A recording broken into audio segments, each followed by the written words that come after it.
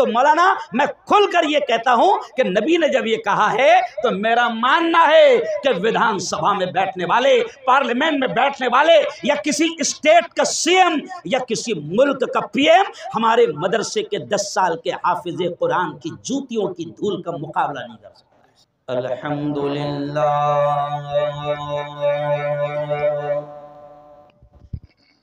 अल्हम्दुलिल्लाहिल्लज़ी नहमदुहु व नस्तईनुहु व नस्तगफिरुहु व नु'मिनु बिही व नतवक्कलु अलैहि व नऊज़ु बिल्लाहि मिन शुरूरि अनफुसिना व मिन सय्यिआति अअमालिना मन यहदिहिल्लाहु फला मुदिल्ल लहु व मन युद्लिल्हु फला हादिय लहु व नशहदु अल्ला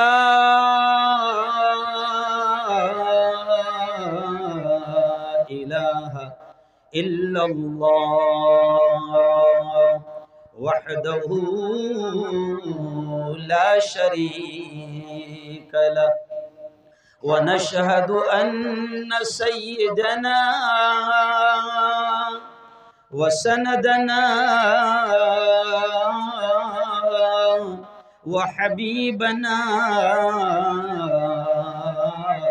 व मौलाना मुहम्मद व बारक व सल्लम तस्लीमन कसीरन कसीरा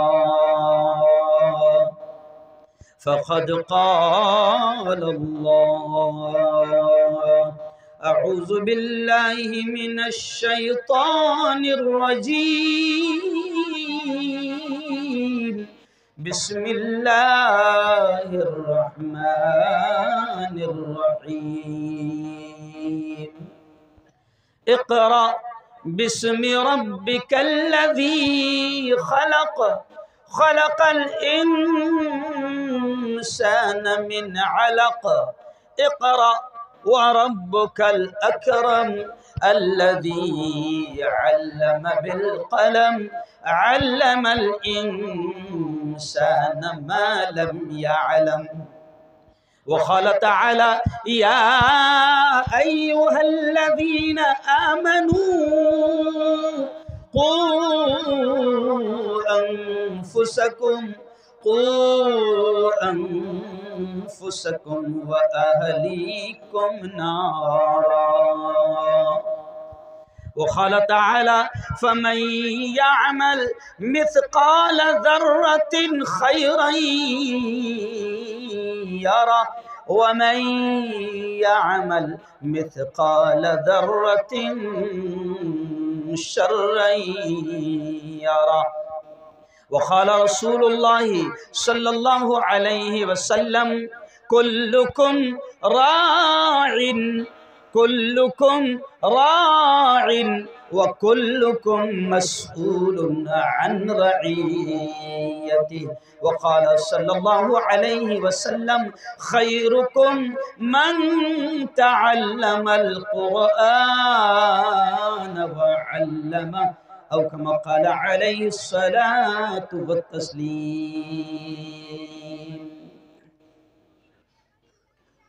मैंने माना मेरी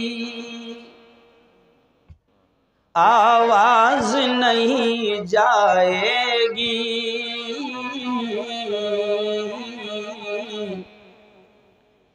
मैंने माना मेरी आवाज नहीं जाएगी,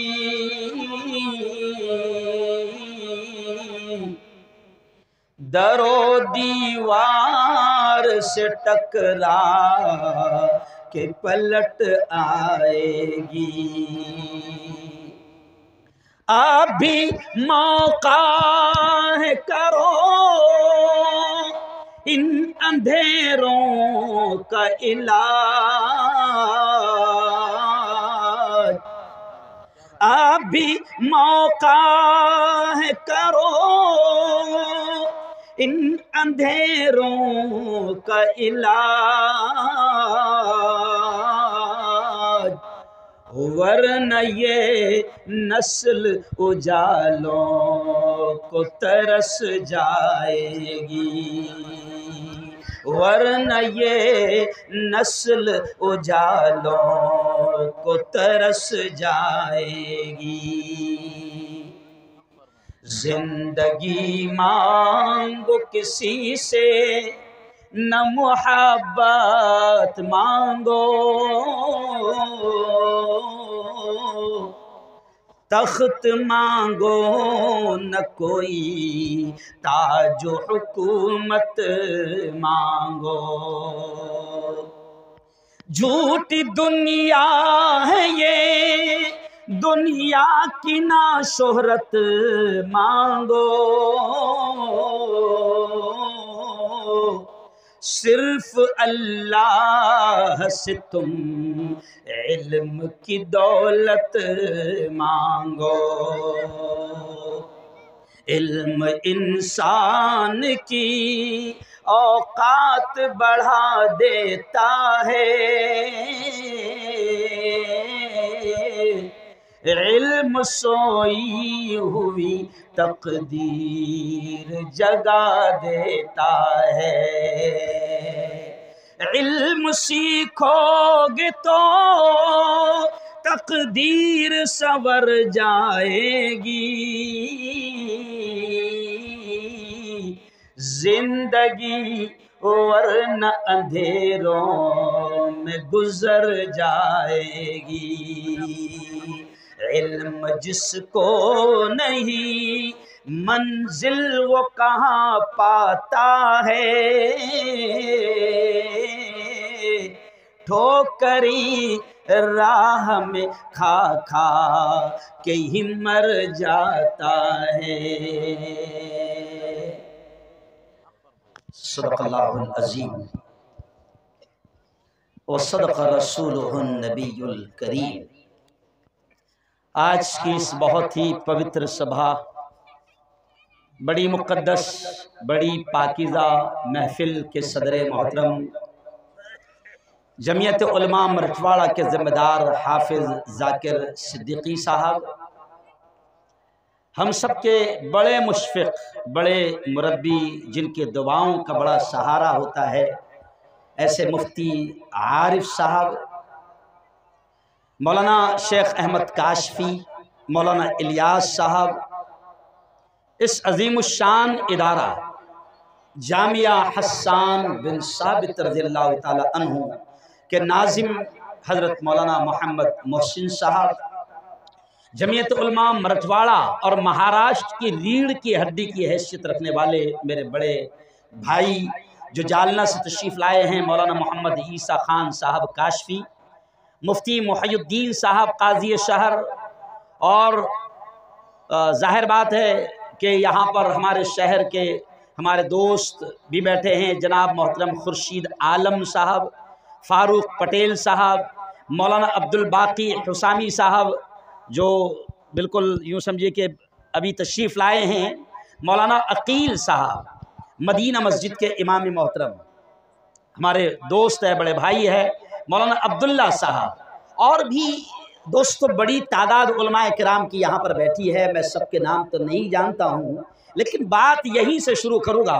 भीड़ वालों, मैंने मदरसे के बच्चों की तकरीरें सुना, जिसमें उन बच्चों ने बड़े प्यारे अंदाज में, मौलाना मोहसिन साहब दिल से आपको मुबारकबाद, आपकी पूरी टीम, आपके तमाम असातिज़ा, मदरसे के तमाम जिम्मेदारान और तमाम खुद्दाम को दिल से मुबारकबाद और बेशुमार दुआएं। जिस अंदाज में आपने तलबा को तैयार किया है, यकीन मानो ये भीड़ वालों पर और यहाँ की पूरी कौम पर आपका और आपके इदारे का एहसान है। मदरसे की अहमियत पर बच्चे ने तकरीर की, मैं बोलूँगा उस पर भी। मुल्क के हालात पर भी तकरीर हुई, मैं उस पर भी थोड़ा सा बोलूँगा। लेकिन आओ, मेरे पास वक्त कम है और बहुत सारी बातें जहन में घूम रही है और जहन भी थका हुआ है। मैं अभी पूरा एक हफ्ते के अंदर 4 स्टेट, कर्नाटक, बंगाल, उत्तर प्रदेश और गुजरात का सफ़र करते हुए यहाँ पर आया और मुझे घर भी जाना है क्योंकि मेरी बीवी भी है। मैं बीवी छोड़कर भागा हुआ इंसान नहीं हूँ, समझ जा, तो घर भी जाना है। तो चले आए, मैं अब इंशाल्लाह बहुत कम वक्त में इंशाल्लाह बहुत सारी चीज़ें मैं बोलूँगा क्योंकि आपने मुझे मौका दिया है, भले ही कम है लेकिन इंशाल्लाह अल्लाह बुलवाएगा। देखो, थोड़ा सा दावत व तबलीग के पाकीज़ा मिशन में ईमान पर मेहनत होती है तो थोड़ा सा ईमान भी ताज़ा हो जाएगा। पूरा मजमा पूरी ताकत के साथ बोलना। बुलवाने वाली ज़ात किसकी है? अल्लाह की। बोलो ज़ोर से, ज़िंदगी किसके हाथ है? अल्लाह के। मौत किसके हाथ है? अल्लाह के। बोलो, नफ़ा किसके हाथ है? अल्लाह के। नुकसान किसके हाथ है? ये पूरा निज़ाम कायनात और ये पूरा सिस्टम किसके हाथ है? तो फिर इन चोरों के हाथ में क्या है? कुछ नहीं है, कुछ नहीं है। तो जो आओ, ये जो बैठे हैं ना, ये जो उलमा बैठे हैं ना, भीड़ वालों, मेरी सारी थकान इन हमारे अकाबिरीन को देखकर उतर गई, हमारे इन उलमा को देखकर उतर गई। आप शायद ना जानते हो लेकिन एक बच्चे ने अपनी तकरीर में उलमा की अहमियत और मदारिस की अहमियत पर यह बात कही और मैंने भी अपने खुतबे में इसी हदीस को बयान किया है जिसका तर्जुमा मैं इस अंदाज में बयान करूंगा कि भीड़ वालों, ये वो जमात है, ये मस्जिदों के इमाम, ये मकातिब के असातिज़ा, ये मस्जिदों के इमाम, ये मदरसों के जिम्मेदारान, ये वो लोग हैं जो कुरान सीखते हैं और सिखाते हैं।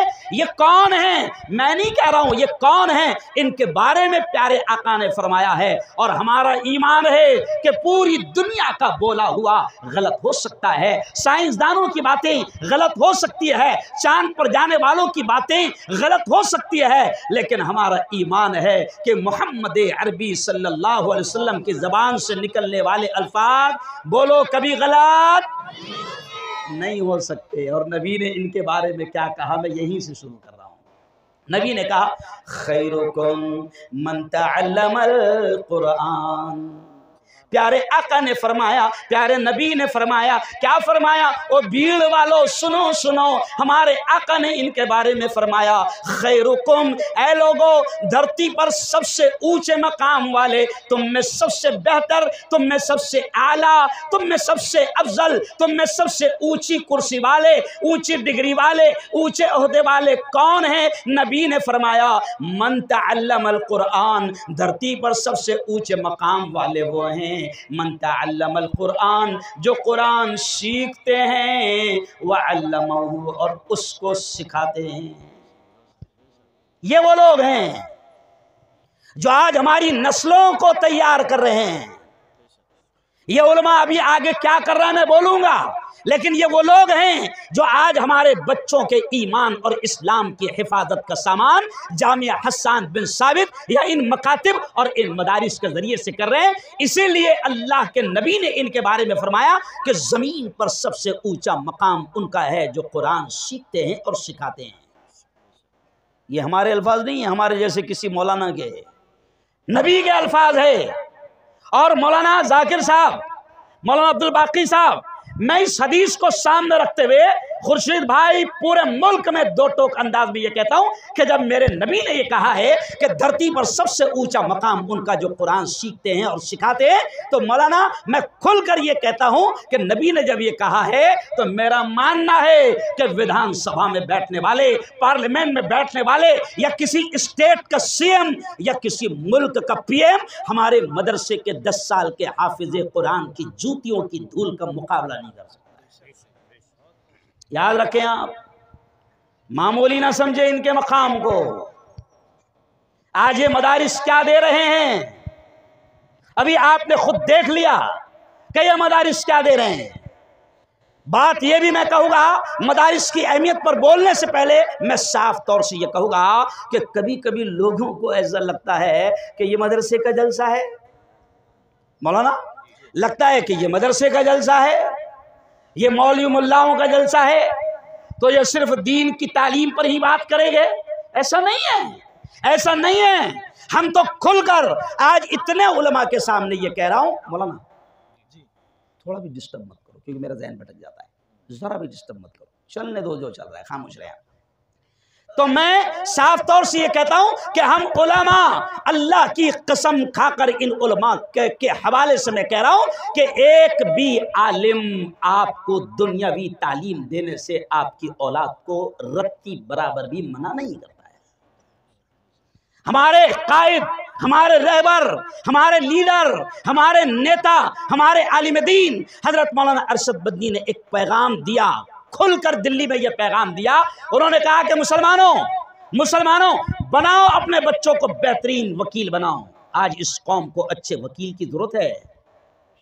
हमारी कौम के सैकड़ों हजारों बेकसूर मुसलमान नौजवान जेल के सलाखों में बन पड़े हैं। आज हमारे बच्चों का केस लड़ने के लिए हमारे पास अच्छे मुसलमान वकील नहीं है। हम कहते हैं बनाओ बेहतरीन वकील, बनाओ बेहतरीन इंजीनियर। अभी सर ने कहा, जो औरंगाबाद से आए थे, क्या नाम है सर आपका? मोहम्मद रईस सर ने कहा बनाओ बेहतरीन इंजीनियर, बनाओ बेहतरीन डॉक्टर, बेहतरीन लॉयर, पुलिस वाला बनाओ, आईएएस बनाओ, कलेक्टर बनाओ। कल ही मैंने मेरे चैनल पर बताया कि 90 से तालीम हासिल करने वाला एक आलिम दीन अब जज बन गया है। मना नहीं करते हैं, क्यों? हम मना नहीं करते हैं, बेहतरीन दुनिया की तालीम दो, लेकिन हमारा ये कहना है कि दीन की तालीम को आप हकारत की निगाह से मत देखो, दीन की तालीम को आप हकारत की निगाह से मत देखो। हम तो इल्म, एजुकेशन, शिक्षण की बात करते हैं। मैं मुफ्ती हारून नदवी में आपको बताऊं कि मैं सिर्फ ओनली मुल्ला नहीं हूं, मेडिकल कॉलेज में 14 साल तक डॉक्टरों को पढ़ाया हूं, प्रोफेसर रहा हूं। ये बताना जरूरी है मौलाना, इनको क्या लगता है इसी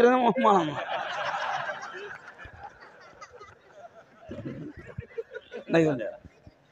मेडिकल कॉलेज में 14 साल डॉक्टरों को पढ़ाया हूं और मेरे घर में 8 डॉक्टर है, 3 MBBS, 3 BDS और 2 BOMS। मेरा एक बेटा अभी कश्मीर में MD कर रहा है, मेरा एक बेटा अभी मक्का में सऊदी गवर्नमेंट के यहाँ डॉक्टरी की खिदमत अंजाम दे रहा है, एक ऑस्ट्रेलिया में। मैं ये इसलिए कह रहा हूं कि हम दुनिया की तालीम से कतई मना नहीं करते। इसलिए मैंने तो शेर पढ़ा ना, मैंने तो शेर पढ़ा कि जिंदगी मांगो किसी से न मोहब्बत मांगो, जिंदगी मांगो किसी से न मोहब्बत मांगो, तख्त मांगो न कोई ताजो हुकूमत मांगो, झूठी दुनिया है ये, दुनिया की न शोहरत मांगो, सिर्फ अल्लाह से तुम इल्म की दौलत मांगो। हम तो इल्म की बात करते हैं। हम तो मौलाना ये भी कहते हैं, ईसा साहब, जाकिर साहब, हम तो मुसलमानों, आज ये मेरा पैगाम है ना, ये सिर्फ आप नहीं सुन रहे हैं, अल्हम्दुलिल्लाह आपसे ज्यादा मुझसे हुकूमत मोहब्बत करती है। नहीं समझे आप? तो सुनो, हम तो ये कह रहे हैं कि हम इल्म की बात कर रहे हैं और हम मुसलमानों को भी ये कहते हैं कि मुसलमानों तालीम, एजुकेशन, शिक्षण कितना जरूरी है कि हम सीना ठोक कर बड़े गर्व और फख्र से ये कहते हैं कि कुरान में 6666 आयात हैं। कुरान में रोजे का भी हुक्म है, कुरान में नमाज का भी हुक्म है, कुरान में ज़कात का भी हुक्म है, कुरान में हज का भी हुक्म है, कुरान में सदके खैरात का भी हुक्म है। लेकिन कमाल की बात है मुसलमानों कि कुरान में रोजे का हुक्म पहले नहीं आया, कुरान में ज़कात का हुक्म पहले नहीं आया, कुरान में हज का हुक्म पहले नहीं आया, कुरान में सदके खैरात का हुक्म पहले नहीं आया। कुरान में सबसे पहले जो हुक्म आया और जो ऑर्डर जमीन पर आसमान से आया वही की शक्ल में, तो आप ताज्जुब करेंगे कि रोजा, नमाज, हज, ज़कात, सदका खैरात, इन तमाम से पहले अगर कोई हुक्म आया, पहली आयत जो उतरी वो है इक़रा, पढ़ो। तो हम तो हिंदू भाइयों को भी कहते हैं कि सबसे पहले कुरान का आदेश पढ़। डॉक्टर भीमराव अंबेडकर साहब ने इसी आदेश को उठाया और अपनी कौम को मंत्र बताया और सिखाया, और डॉक्टर भीमराव अंबेडकर साहब ने अपनी कौम को यह मंत्र बताया कि शिका आणि संगठित हुआ, संघर्ष करा। अरे कुरान का पहला हुक्म है, आदेश है शिका, तालीम हासिल करो। हम तो ये भी कहते हैं कि इल्म इंसान की औकात बढ़ा देता है, इल्म बेमाया को सुल्तान बना देता है। इल्म सीखोगे तो तकदीर संवर जाएगी जिंदगी, वरना अंधेरों में गुजर जाएगी। इल्म जिसको नहीं मंजिल वो कहाँ पाता है, इल्म जिसको नहीं मंजिल वो कहाँ पाता है, ठोकरे राह में खा खा के ही मर जाता है। और फिर हम कहते हैं कि जिंदगी मांगो किसी से, न मोहब्बत मांगो, तख्त मांगो, न कोई ताजो हुकूमत मांगो। झूठी दुनिया है ये, तख्त मत मांगो, ताज मत मांगो। इल्म, हम तो कहते हैं कि तख्त व ताज की कोई हैसियत नहीं है। आप देखो दिल्ली का तख्त एक झाड़ू वाले को मिल गया। अरे बोलो ना, किसको मिला? झाड़ू वाले को। अपना तख्त, अपना तख्त यहाँ का, बोलो शर्माओ मत, डरो मत। रिक्शा वाले को सही है, उसको कोई झूठी झूठी बात नहीं है। क्यों? और मुल्क का तख्त वो खुद कहते भाई है ना, मैं प्लेटफॉर्म पर जब चाय बेचता था किसी ने देखा नहीं, समझा? तो हम ये कहते हैं कि तख्तो ताज मत मांगो, ये हुकूमतें मत मांगो, अल्लाह से इल्म मांगो, इल्म की दौलत मांगो। हम कहते हैं एजुकेशन, शिक्षण, तालीम, तालीम ही आपको आगे बढ़ाएगी। लेकिन अब आओ मैं अपनी बात को समेटते हुए आगे बढ़ूंगा कि मेरे भाइयों, हम ये कहते हैं कि बेहतरीन दुनिया की तालीम अपनी औलाद को दो, मगर हम ये भी कहते हैं कि तुम शौक से कॉलेज में पढ़ो, पार्क में फूलो। तुम शौक से कॉलेज में पढ़ो, पार्क में फूलो, जायज है गुबारों में उड़ो, चरख पे झूलो, जाओ आसमान पर जायज है, खला में जाओ जायज है, चांद पर जाओ। मोहम्मद अब्दुल बाकी साहब, जायज है ना कि नहीं है? जायज है, जाओ। हम कहते हैं तुम शौक से कॉलेज में पढ़ो, पार्क में फूलो, जायज है गुबारों में उड़ो, चरख पे झूलो, मगर एक अदा, एक सुखन बंदे मोमिन की रहे याद, अल्लाह को और अपनी हकीकत को न भूलो। कुरान में मुसलमानों, कुरान में पढ़ने का हुक्म आया, जरूर आया, लेकिन मेरे उस्ताद मोहतरम हजरत मौलाना अली मियां नदवी रहमतुल्लाह अलैह फरमाते थे कि इक़रा, पढ़, सीख, सिखा। पढ़ने का हुक्म तो आया, मेरे उस्ताद कहते थे हाँ पढ़ने का हुक्म तो आया, मगर इक़रा के साथ में बिस्म रब्बिक का भी आया कि वो पढ़ जो तुझे तेरे रब से जोड़ दे। क्या हुक्म आया? पढ़, मगर वो मत पढ़ जो तुझे नास्तिक बना दे, वो मत पढ़ जो तुझे मुल्हिद बना दे, वो मत पढ़ जो तुझे दहरिया बना दे, नास्तिक बना दे, वो मत पढ़ कि पढ़ने के बाद भी कहने लगे सब ऐसी चल रहा, तू भी ऐसी आ गया। नहीं समझे आप? अरे पढ़ने का हुक्म दिया गया मगर रब के नाम के साथ। आज ये मदरसे, मेरे पास वक्त ज्यादा नहीं है, आज ये मदरसे एक छोटा सा मासूम बच्चा आया और उसने मदारिस की अहमियत बयान किया। मुसलमानों सुनो, भीड़ के मेरे जवानों, भीड़ के मेरे भाइयों, सुनो सुनो, ये मदरसे, मेरे उस्ताद मोहतरम मौलाना अली मियां नदवी कहते थे कि मुसलमानों ये मदरसे दीन के, ईमान के, इस्लाम के किले हैं। मौलाना अली मियां कहते थे कि ये मदरसे दीन के, इस्लाम के, ईमान के किले हैं, यहां तुम्हारे नस्लों के ईमान की और इस्लाम की हिफाजत होगी, वरना ये दुनिया के डाकू, ये ईमान पर डाका डालने वाले डाकू, भीड़ वालों, शायद तुम्हें खबर ना होगी कि अंग्रेजी पढ़ाने के चक्कर में हम अपनी औलादों को क्रिश्चियन और यहूदियों के हवाले कर रहे हैं।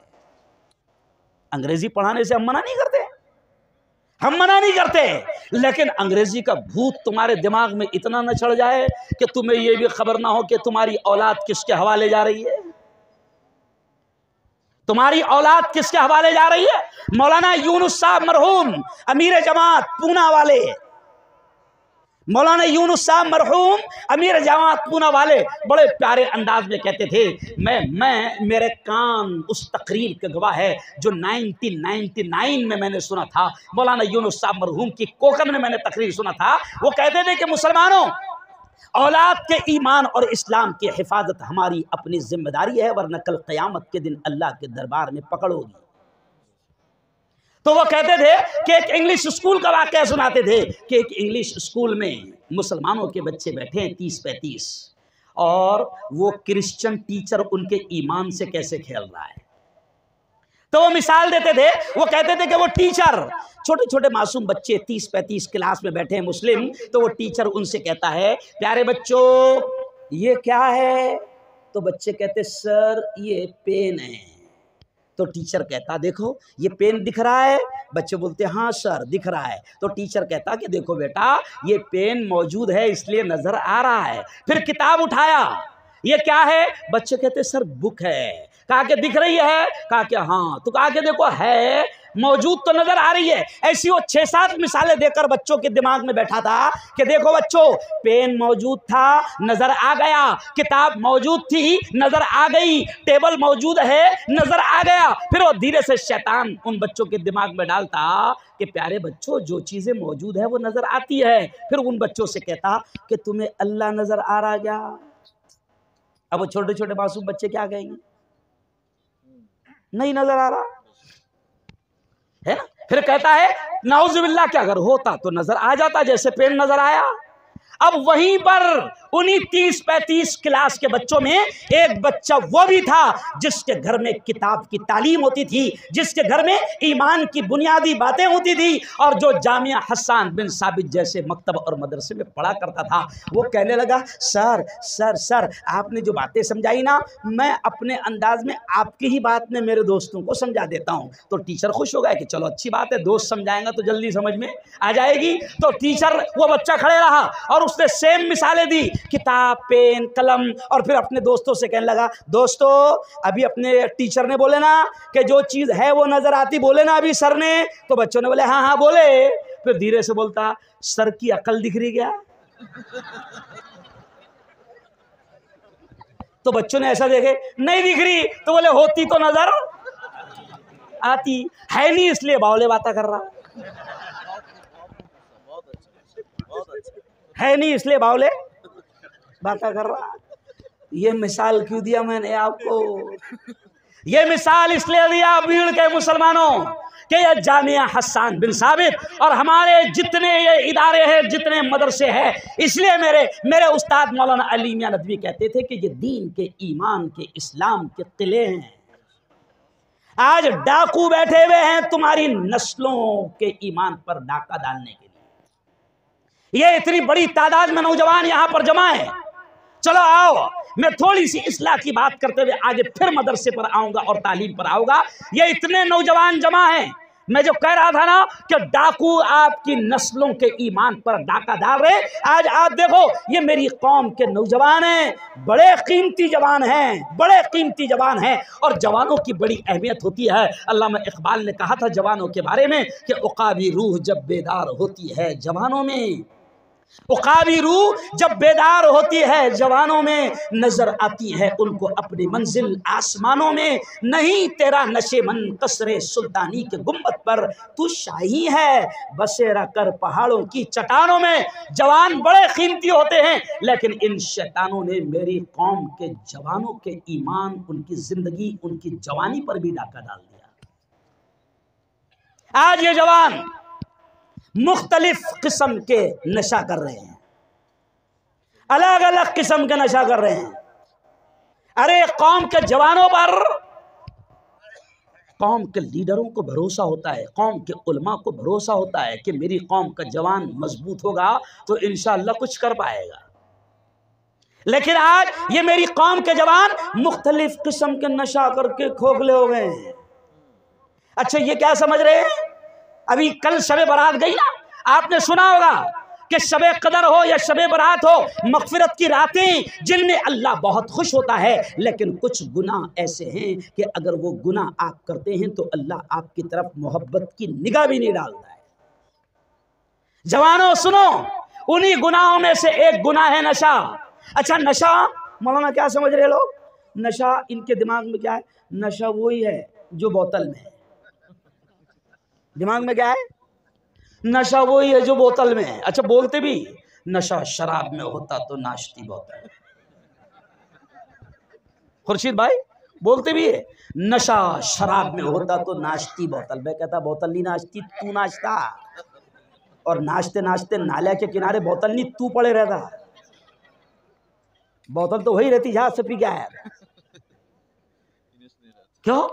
नशा सिर्फ वो नहीं है जो बोतल में, नशा वो भी है जो बीड़ी में है, नशा वो भी है जो सिगरेट में है, नशा वो भी है जो पुड़ी में है, नशा वो भी है जो गोवा में है, नशा वो भी है जो माणिकचंद में है, नशा वो भी है जो तू पान टपरी पे जाके बोलता 300 120 डाल। बोलता ना पान टपरी पे जाके, पान टपरी पे जाके क्या बोलता? 300 120 डाल। अच्छा तुम बताओ 300 120 कितने हुए? अरे बोलो ना। तो सीधा सीधा बोलना टपरी वाले को कि 420 आया, 420 डाल। मौलाना खोखले हो गए, ये कैंसर हो रहा, जबानें काटी जा रही। आओ सितंबर के महीने से मैंने नशे के खिलाफ, मैंने बताया ना भी आपको, खाना खाते खाते सितंबर के महीने में मौलाना अब्दुल बाकी साहब, मैंने नशे के खिलाफ मुहिम चलाया। मेरे शहर के 7 बड़े शराब खाने बंद करवाया। जानलेवा हमला हुआ। मेरी गाड़ी पर इतना खतरनाक हमला हुआ कि गाड़ी देखेंगे तो आप बोलेंगे इस गाड़ी में बचा कौन, मगर खराज भी नहीं आई। जिहाद करना पड़ेगा, और जिहाद अपनों से भी रहता। नहीं समझे आप? क्योंकि अपने मोहल्ले में भी कुछ ऐसे रहते जिनके मुंह को हराम का लग गया था, तो उनके खिलाफ भी जिहाद करना पड़ता। अब ये जवान आज जबानें काटी जा रही है, गाल काटे जा रहे हैं, जबड़े काटे जा रहे हैं, तबाह हो गए, अंदर से खोखले हो गए। मैं बिल्किस बानो का धरना दे रहा था क्योंकि हमारे मुल्क में महिलाओं का सम्मान की बात करने वाले दरिंदे 15 अगस्त के दिन बिल्किस बानो के रेप करने वाले 11 रेपिस्टों को आजाद करते हैं। तो मैं बिल्किस बानो के लिए जलगांव में धरना दे रहा था। बोलो ना, जलगांव में धरना दे रहा था। तो अब 50-60 नौजवान मेरे साथ में नारा लगाने लगे, मुफ्ती साहब तुम आगे बढ़ो, हम तुम्हारे साथ हैं। मैंने सबको देखा तो एकदम पचकट। मैंने कहा तुम्हारे भरोसे पे क्या बढ़ना रे आगे, कम से कम ऐसे रहे तो बढ़ने को दिल बोलता है ना बेटा, कम से कम ऐसे रहे तो बढ़ने को। अरे बोलो ना, खोखले हो गए पूरे अंदर से। शैतान ने डाका डाल दिया। आज ये कौम के जवान रात के 1 1:30 2 बजे तक, मौलाना ये कौम के जवान रात के 1 1:30 2 बजे तक के मोबाइल में मौजूद रहेंगे। शैतानों ने इनको क्या किया? शैतानों ने इनको क्या किया? शैतान कंपनियां जो तुम्हारी जवानी से खेल रही है, जो तुमको जिना में मुब्तला कर रही है। और ये सुनो जवानों, जिना सिर्फ एक खास अमल का नाम नहीं है। प्यारे आका ने फरमाया अल-ऐनान तज़नियान, तुम्हारी आंखें भी जिना करती है, वल यदान तज़नियान, तुम्हारे हाथ भी जिना करते हैं, वल रिजलान तज़नियान, तुम्हारे पैर भी जिना करते हैं। जिना सिर्फ खास अमल का नाम नहीं है, याद रखो। अब ये क्या किया शैतानों ने कि हमारे इन जवानों को लगा दिया मोबाइल में, और कंपनियां आ गई, कंपनियां आ गई। नारा क्या लगा रही कंपनी? तुमको तबाह करने के लिए, है ना, 2 GB डाटा फ्री। क्या दे रहा हो? 2 GB डाटा। तो जब ये कंपनी ने नारा लगाई तो मैंने भी नारा लगाया था, 2 GB डाटा मत दे, 2 रोटी आटा। क्या बात है? क्या दे? डाटा खाएगा कि आटा खाएगा? अरे बोलो ना। मगर आटा नहीं दे रहा, वो दे रहा क्या? डाटा। डाटा 2 क्यों 2 GB दे रहा है कि 2 बजे रात तक मर। और जो कौम के जवान 2 बजे रात तक के गंदी चीजें मोबाइल पर देखेंगे, उनसे उम्मीद ही नहीं की जा सकती कि ये इनकलाब लाएंगे। तबाह किया जा रहा है तुम्हें। चलो आओ, अब मैं बिल्कुल आखिरी बातें करता हूं कि भीड़ वालों, ये जामिया हसन बिन साबित और जितने भी तुम्हारे मदरसे हैं, इनका एहसान है हम पर, इनका एहसान है। ये हमारे बच्चों को वो तालीम दे रहे हैं जो आखिरत में भी काम आएगी। क्यों? अच्छा, हम इनको क्या दे रहे हैं? हम इनको क्या दे रहे हैं? कुछ नहीं दे रहे।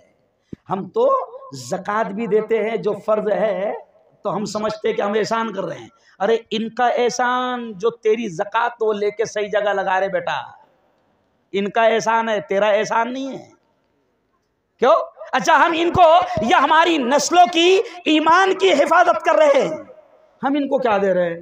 भाई मौलाना बनेगा तो कितने वाला बनता? अरे बोलो ना, 5,000, ज्यादा से ज्यादा 10,000। कितने वाला? खुर्शीद भाई, मौलाना अब्दुल बाकी साहब, अब देखें मैं क्या पॉइंट समझा रहा हूं। मौलाना बना तो हम अपने मौलाना को क्या देते हैं? अरे बोलो ना, 10,000 ज्यादा से ज्यादा, बहुत ही ज्यादा 1.5 आना हमारे जैसा तो 15,000। क्यों? जबकि ये हमारे बच्चों की ईमान की हिफाजत का सामान कर रहे हैं। अच्छा, स्कूलों में देखो क्या पढ़ाते टीचर हमारे बच्चों को। देखो अभी खुद बच्चे बोलेंगे जोर से, ए फॉर, जोर से बोलो बेटा, ए फॉर, जोर से, A for apple, B for ball, C for cat, D for dog. C cat के माने, कैट यानी, जोर से, कैट यानी बिल्ली, डॉग यानी कुत्ता। कुत्ते बिल्ले पढ़ रहे, सही है। क्या क्या पढ़ रहे? बोलो बोलो बेटा, कैट यानी, जोर से, कैट यानी बिल्ली, डॉग यानी, देखो ये पढ़ रहे बस। और इनका टीचर ले रहा 50,000। सही बोलो, थोड़ा सा बुरा लगेगा आपको, लेकिन फैक्ट है, हकीकत है, हकीकत है। अरे आओ, ये जामिया हसन बिन साबित, मुझे खुशी हुई जब हमारे मौलाना मोहसिन साहब ने मुझे बताया कि यहाँ पर बच्चे 7 बजे आते हैं और रात के 9 बजे तक रुकते हैं, यहीं पर दोनों वक्त का खाना खाते हैं और दीन की तालीम भी लेते हैं। और सुनो, अब हमारे मदरसों में दुनिया की भी बेहतरीन तालीम दी जा रही है। और सुनो ये भी कि ये बच्चे जो इंग्लिश स्कूलों में तुम्हारे वहां इंग्लिश पढ़ते हैं, तो ये ए फॉर एप्पल पढ़ते हैं। हम अपने मदरसे में कहते हैं कि बेटा ए फॉर एप्पल भी है और ए फॉर अल्लाह भी है। हम कहते हैं A for Allah, B for ball है तो हम कहते हैं बी फॉर बिस्मिल्लाह। तुम्हारे बच्चों की ईमान की हिफाजत होगी। आज इंग्लिश पढ़ाने के चक्कर में कई लोग ऐसे होंगे जो अपने बच्चों को औरंगाबाद तक भेजते होंगे, भेज रहे हैं, लाखों रुपए खर्च कर रहे हैं। लेकिन चलो आओ, अब मैं तुमको देखो, मैंने पहले ही क्लियर कह दिया कि हम दुनिया की तालीम के विरोधी नहीं है, लेकिन अब तुमको समझाना जरूरी है। अब आओ, हम क्या समझते हैं कि हाफिज जी बनेगा तो क्या बनेगा? कुछ नहीं बनेगा। क्यों? इतनी महंगाई है, खाएगा क्या? दिमाग में यही है। मौलाना मैंने अब्दुल बाकी साहब, मैंने असर में कहा कि लोग ये सोचते हैं कि मौलाना बनेगा तो खाएगा क्या।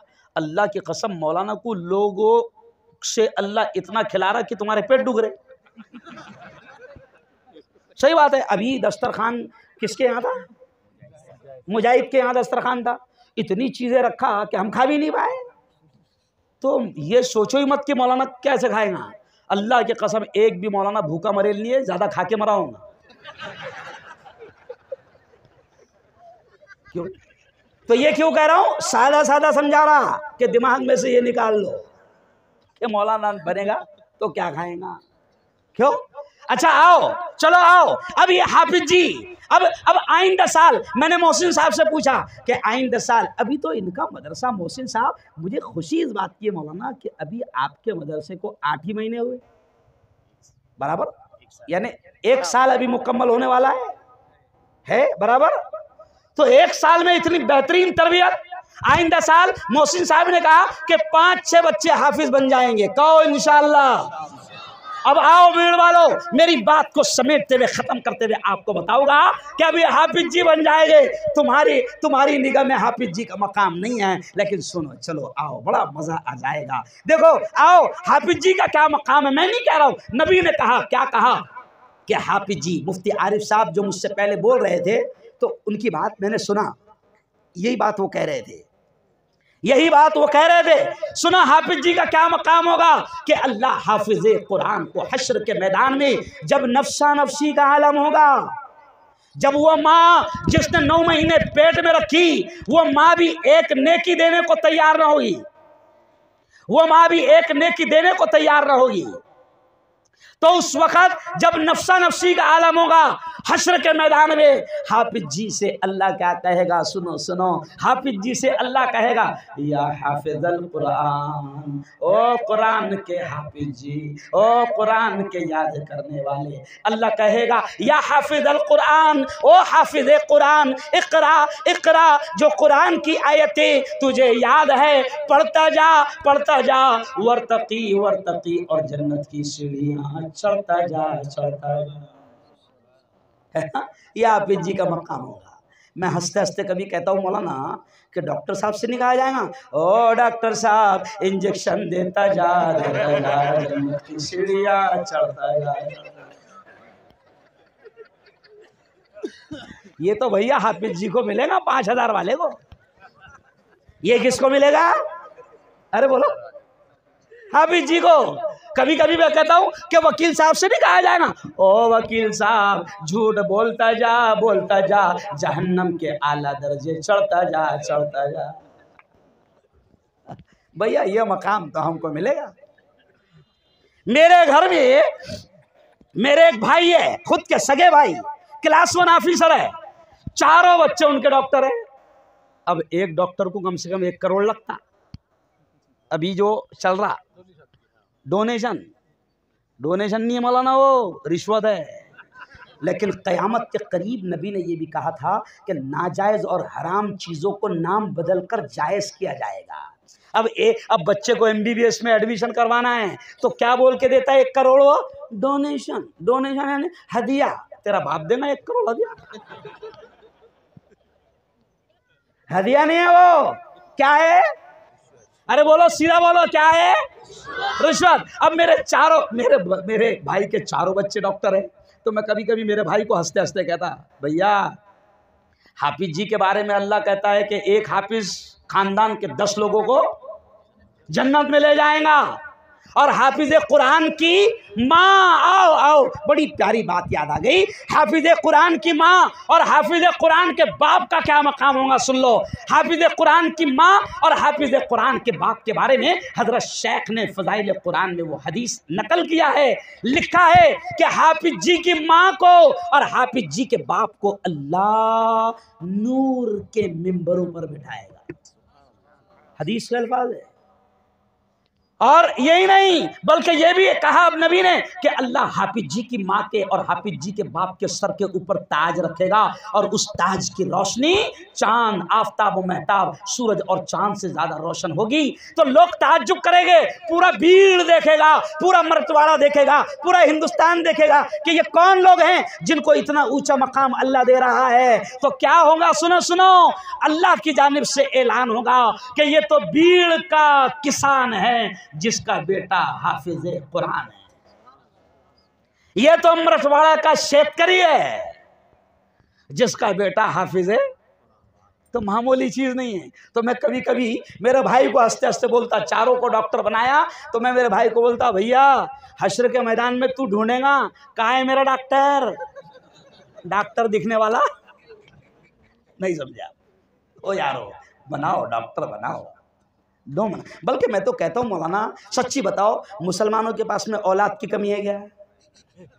अरे तुमसे परेशान है हुकूमत। तो मैं कहता भैया चल, हर घर में कम से कम 4-5 खेल रहे कि नहीं खेल रहे? अरे बोलो, अभी मैं एक घर में गया, मौलाना साहब अपन वो घर में गए तो वहाँ 7 बच्चे खेल रहे थे। तो वो 3 भाई है, तो मुझे लगा शायद तीनों के होंगे। तो मैंने उससे पूछा, ये 7 बच्चे तुम्हारे तीनों भाइयों के हैं क्या? तो उसने मुझे हंसते बोला, मुफ्ती साहब तीनों के लिए, मेरे अकेले के और 3 बाहर गए। तो मैं ये कहता, तुम्हारे पास में औलाद की कमी है क्या? अरे भाई 4 तो है, कम से कम 4 तो है ना, 4 है। तो मैं कहता, एक को इंजीनियर बना, एक को डॉक्टर बना, बराबर, एक को वकील बना, 3 यहां संभाल ले। एक जामिया हसन को दे दे, एक किसको दे दे? जामिया हसन बिन साबित को दे दे। और ये तीनों जब वहां दिखेगी नहीं तो कौन दिखेगा फिर? जामिया हसन वाला। ओ यारो चलो आओ, अब वक्त खत्म हो गया। इन मदारिस की कदर करो, इन मदारिस की कदर करो। मेरे उस्ताद कहते थे कि ये दीन के ईमान के किले हैं। और सुन लो, जिस बस्ती में, जिस इलाके में मदरसा होता है, गोया कि अल्लाह की रहमतें और बरकतें उस बस्ती, उस इलाके पर होती। ये इन उलमा की कदर करना, इनका एहसान तुम जिंदगी भर बुला नहीं सकते। और यही तो उलमा है। ओ बच्चों ने ड्रामा करे ना पेश, तो बच्चों ने ड्रामे पेश करे, मौलाना आप आगे थे ना, जब बच्चों ने ड्रामा पेश करे तो उसमें जैसा एक जो था सामने वाला, उसको उलमा से बड़ी चिढ़ थी ड्रामे में। तो मैंने कहा बेटा उलमा से नफरत मत करो। तू पैदा हुआ था तो तेरे कान में अजान के इंजीनियर ने दिया था क्या? नहीं समझे? तू पैदा हुआ तो अजान किसने दिया? शर्मा मत, किसने दिया? जोर से बोलो, किसने दिया? मौलाना ने। बराबर। आखिरी में मरेगा तो जनाजे की नमाज कौन पढ़ाएगा? मौलाना। ना बीच में जो तेरी जोड़ी जोड़े थे तो किसने जोड़ा था? मौलाना ने। तो बेटा पहले भी हम हैं, आखिर में भी हम हैं, बीच में भी हम हैं। इसलिए सीधा रहे और हमसे ज्यादा पंगा मत ले और अपनी आखिरत तबाह, अरे बोलो, अपनी आखिरत तबाह मत कर। चलो आओ, बस इतना कहकर अपनी बात को खत्म करूंगा। मेरे उस्ताद कहते थे, सुनो, क्या टाइम पूरा, जल्दी बोलो मुझे, आए बस खत्म किस्सा। अब आखिरी बात सुनो। मेरे उस्ताद कहते थे कि मुसलमानों, उस जमाने में मौलाना अब्दुल बाकी साहब, उस जमाने में, क्या नाम है आपको? मुफ्ती अब्दुल्ला साहब। मुफ्ती अब्दुल्ला साहब, मौलाना जाकिर साहब, उस जमाने में 40 साल पहले मौलाना अली मियां नदवी कहते थे कि मुसलमानों, गली गली में मदरसों का जाल बिछा दो। उस जमाने में कि गली गली में मदरसों और मकतब का जाल बिछा दो। तो समझ में नहीं आता था कि यार मदरसे अगर गली गली खुल गए तो फिर चमड़ों पे कितने झगड़े होंगे।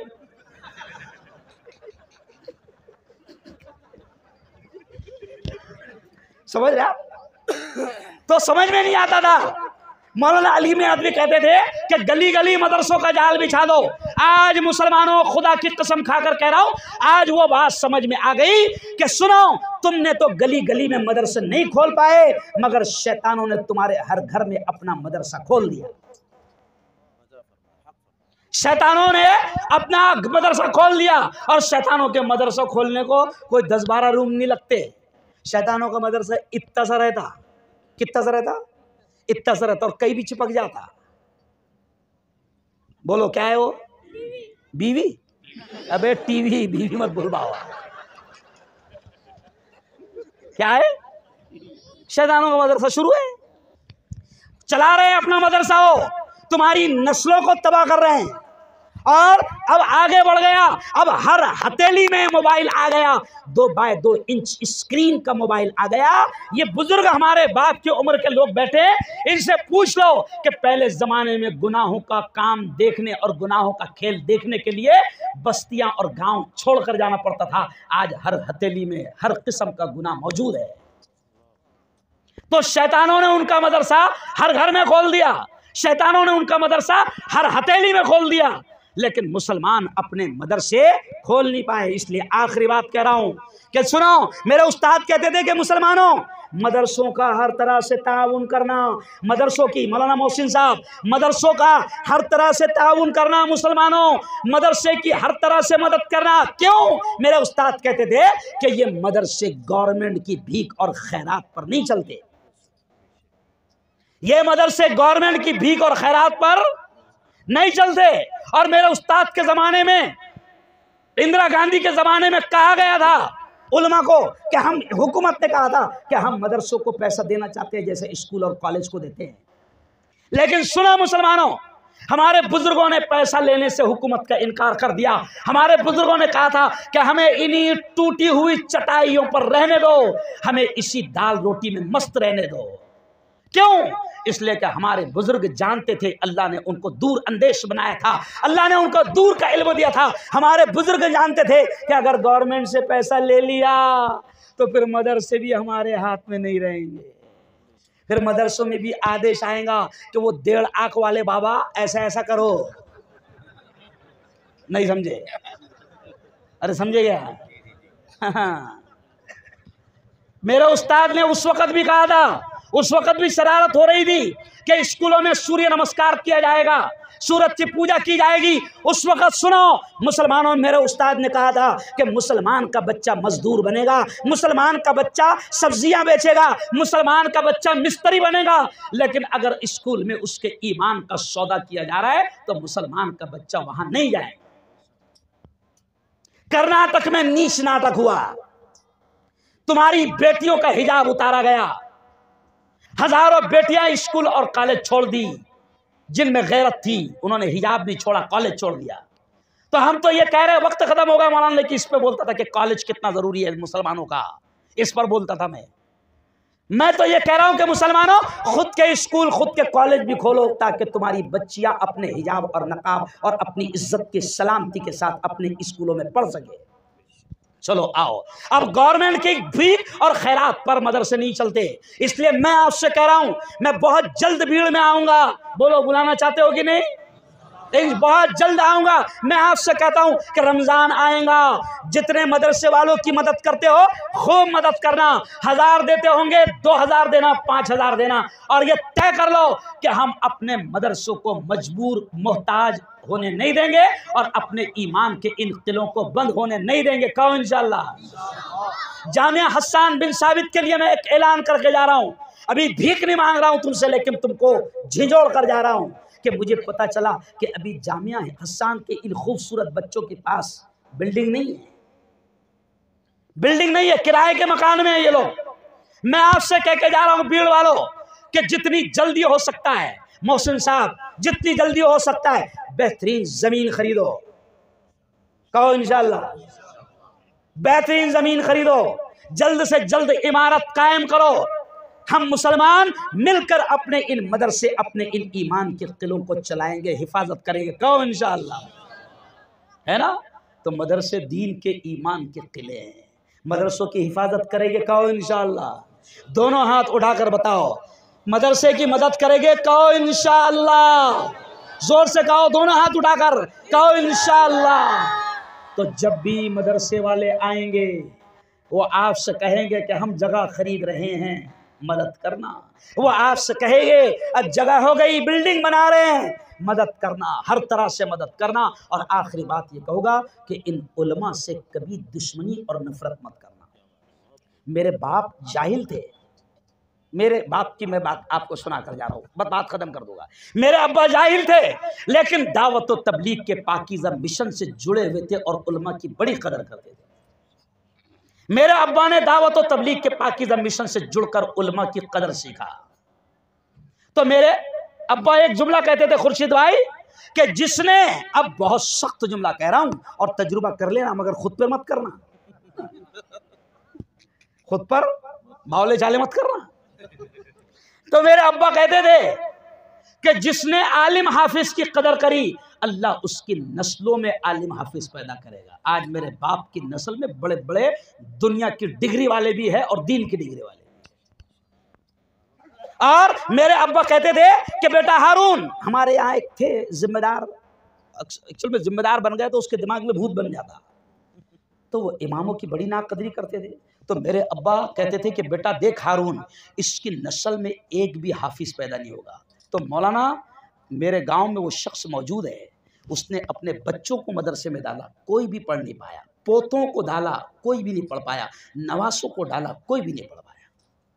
मेरा अब्बा कहते थे कि जिसने आलिम हाफिज की नाकदरी की, उसको दुनिया में ये अजाब मिलेगा कि अल्लाह उसकी नस्ल में भी कोई हाफिज पैदा होने नहीं देगा। तो इनकी कदर करो, मदरसों की कदर करो, मदरसों की मदद करो। चलो आओ, बस इन्हीं बातों पर अपनी बात को ख़त्म करता हूँ। दिल की गहराइयों से मुबारकबाद देता हूँ। बड़ा शानदार प्रोग्राम मौलाना मोहसिन साहब आपने सजाया लगाया, मेरे लिए भी दुआ करो। एक भी दिन खाली नहीं है, 6-6 महीने तक तारीख़ बुक है, दुआ करो। कैसे अल्लाह चला रहा है, मैं तो बार बार मेरी ज़बान से ये लफ्ज़ आते हैं कि कैसे अल्लाह चला रहा है वो ही जानता है। मेरे लिए भी दुआ करो। अभी मैं निकलूँगा, रात को 4 बजे तक घर पहुँचूँगा, फिर कल सुबह स्टूडियो में जाऊँगा, रिकॉर्डिंग करूँगा और फिर 11 बजे कोर्ट में हाजिर हो जाऊँगा, क्योंकि 17-18 केस चल रहे, सिर्फ 17-18 चल रहे, समझ रहा? अच्छा, एक भी मेरा नहीं है वाला, खुद का तुम्हारा ही है, एक भी मेरा नहीं है कि तुम्हारे बाप की ज़मीन मैंने दबाया। यानी सारे केस किसके हैं? उम्मत के है, कौम के है ना।